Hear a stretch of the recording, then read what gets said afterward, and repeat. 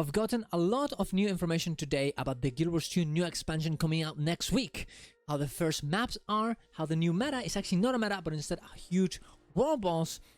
How the new mount actually works as well with the Warclaw, apparently making you be able to fly, essentially with the amount of jumps that you have, and weapons and armors as well as a little bit of a story preview. Subscribe to the channel for more content like this. For my coffee, if you want to support me, and definitely go check out not only the channel of Bloom, who actually got a 2-hour preview of this expansion, but also the articles that gave us all this information.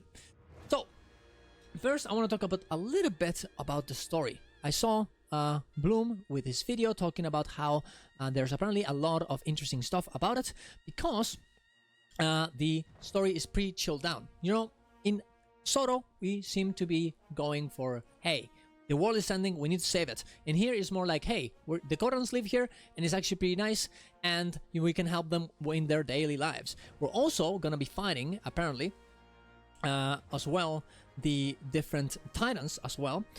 This one's right here. There's gonna be little enemies of this ones, big enemies like this boss right here, and we're also apparently gonna have, we're gonna encounter certain white mantles. So I already have 3 types of enemies. Kodan, of course, as well. This Titans and the White Mantle, compared to what we only had in Soto, which was only the Cryptus, which already is pretty nice. It kind of got a bit annoying to just fight the same thing over and over again, and with this, it seems to be a bit more interesting, a bit different, and honestly, we needed something like this. It is kind of interesting that we're going from the Wizard's Vault into this, and the wizards are actually going to come with us, and we're definitely going to have to see how that plays out in the story. But we'll have to see, right? Now, the next thing that they talk about, especially in the PC Gamer article, let's get it here. This one right here is about the Warclaw. Apparently, is actually very good to use, so much that in some ways it might end up feeling better than the Sky Skull. As you can see here in this video, you can see how they're literally just jumping over and over again, and never falling down. Now, it doesn't seem like it's faster than the Sky Skull going up.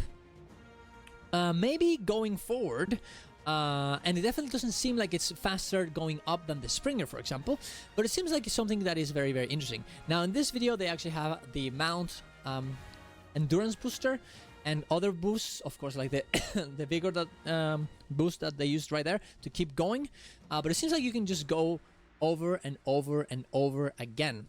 Now, is this going to invalidate a lot of weapons? A lot of mounts? According to Bloom, he seems to think like this is mostly like a jack of all trades mount, more than a mount that would be better than any of the other ones, right? It seems like it's slower than the Raptor and Jackal. It doesn't go as high as the Springer, and of course, it will not have the maneuverability that the Sky Skull has. So overall, it seems like a good addition. We'll definitely have to see. Maybe it'll end up being like nobody uses the Sky Skull anymore, and we only use this. We'll have to see.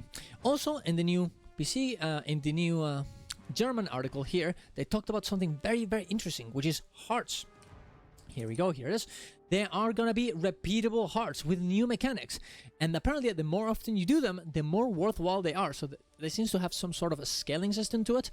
Now, I don't think that means that you're gonna be having to do the hearts every like at all moments, right? Like just do one and then do it again and do it again and do it again. I think it's probably gonna be more like they scale up until a certain extent. The more days you do it in a row. I don't think that's particularly good because, first of all, I don't think a lot of people like hearts, even though I enjoy them. At least the end game ones, maybe not the ones from the core game. But it seems like it could be bad if you are forced to do this daily for hearts every time, especially if there's needed for something like Legendary Spear. It would be very annoying if we have to do every heart every day in order to get the spear. I would really not like that. We're definitely gonna have to see. I understand that maybe it's needed in the first zone because you need something to do if there's no meta, but I'm not really sure about it. They also talked a lot about there's gonna be three events. You can see this in the Bloom video. Actually, there's one event where you have to dance with the Kodan, like right here on this side. It reminds me a little bit of the one from Dagda, and he says here, of course, as well, the fact that, hey, this one is a bit better because it progressively gets faster and harder to do. There's also gonna be another one where you actually have to, it's like a Warclaw jumping puzzle where you have to go around and go through like an obstacle course, which is very, very cool. And also another one where you have to fight a big Ukodan boss right on this side.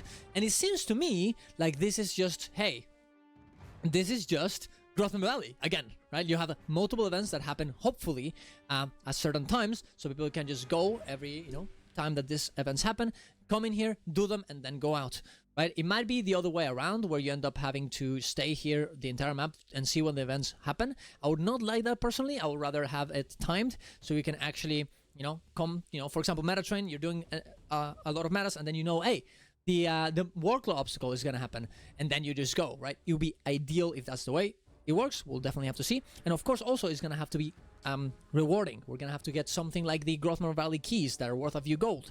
Now they also talked about a lot of the decorations are gonna come from this type of content, so maybe those decorations will be able to be sold, and therefore we are gonna be able to make money. They also talk about the second map and the boss here that is actually not a meta, which is very, very interesting and a bit weird. Because, well, we're used to getting a meta in every map, and even though the first one doesn't have it, we assume that the second one would. Now, this boss looks awesome, and Bloom actually talks about the fact that it's actually a very good boss. But it seems to be that it's only a boss, right? It's a long boss and an interesting boss with a good amount of mechanics, but that is about it. Now, apparently there's going to be another boss at the same time than this one, happening at the same time, where you have to kill both of them together in order to, well, kind of like a meta, in order to win the event, right?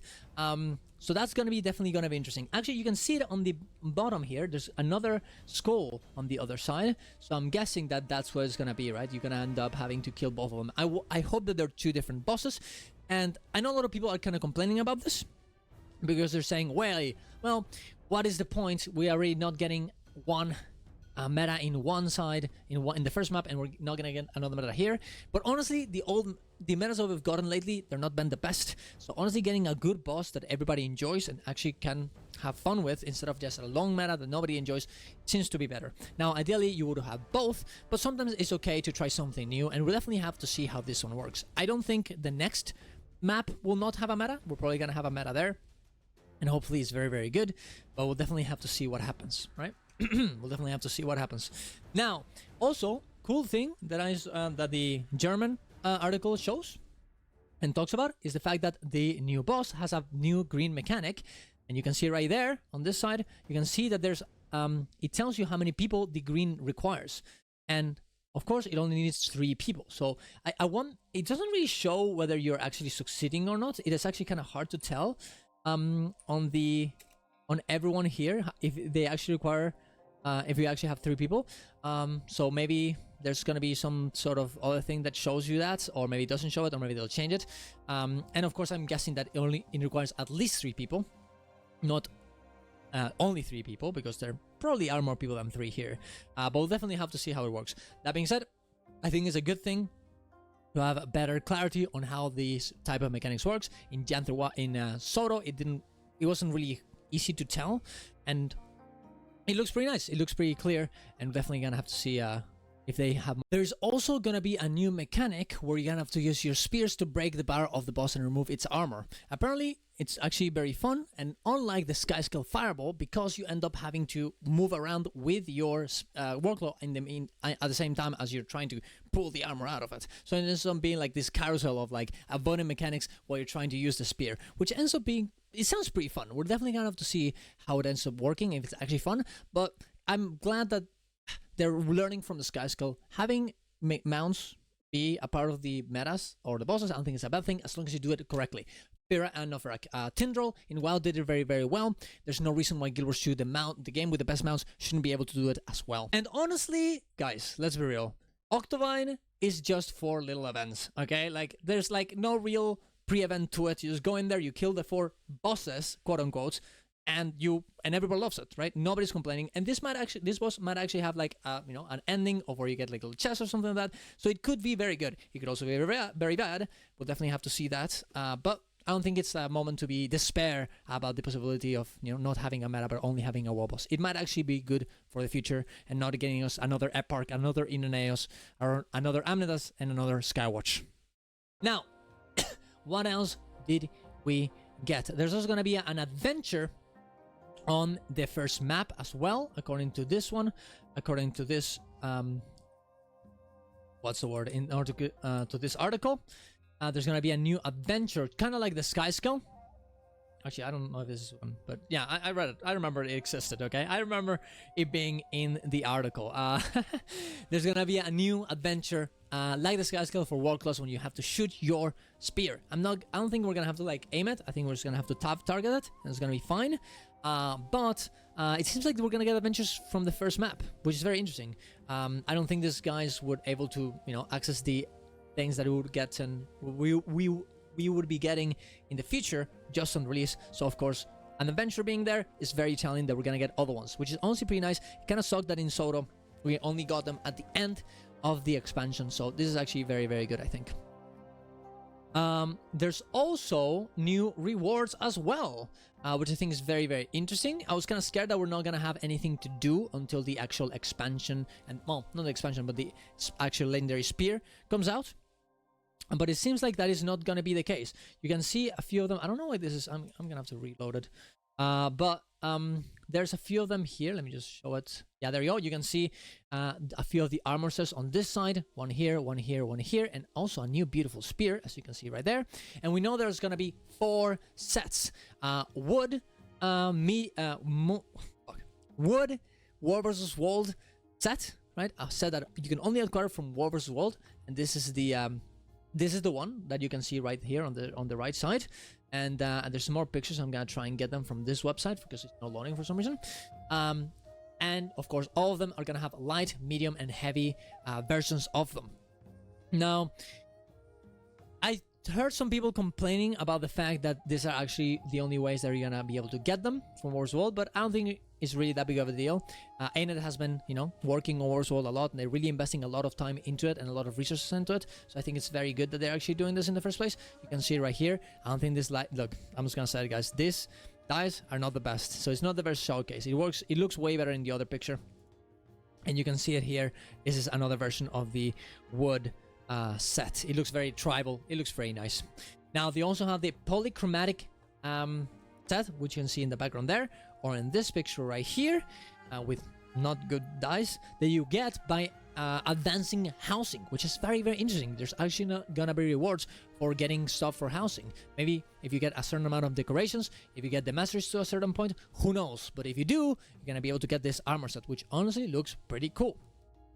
We also have the Titan set that you can get later in the actual expansion, not right now, apparently, from later content that you can see right here. I don't know why you could actually see it as well, but there you go. And the hooded set from the Wizard's Vault. That was actually not, I don't think you can see it. I just know that it existed, because I think, I'm pretty sure that Mr. Mr. Bloom mentioned it.